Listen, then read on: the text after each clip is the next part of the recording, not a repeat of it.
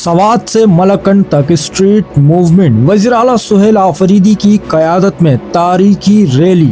खैबर पख्तूनख्वा में इस वक्त स्ट्रीट मूवमेंट के तहत सियासी सरगर्मियां अरूज पर हैं। इमरान खान की हिदायत पर वज़ीर आला खैबर पख्तूनख्वा सुहेल आफरीदी एक रोजा दौरे पर जिला सवात पहुंच गए हैं। वज़ीर आला कश्मीर हाउस सवात से स्ट्रीट मूवमेंट रैली की क़यादत के लिए रवाना हुए।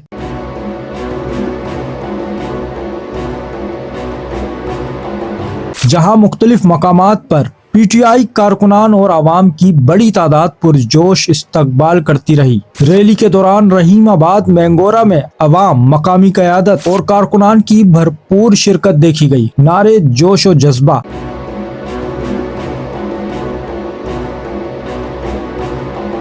और इमरान खान के बयानिए से वालिहाना वाबस्तगी नुमाया रही। बरी कोट में इमरान खान की स्ट्रीट मूवमेंट की कॉल पर अवाम की बड़ी तादाद वज़ीर आला के इस्तकबाल के लिए मौजूद थी, जिसे अवामी ताकत के वाज़े मुजाहरे के तौर पर देखा जा रहा है।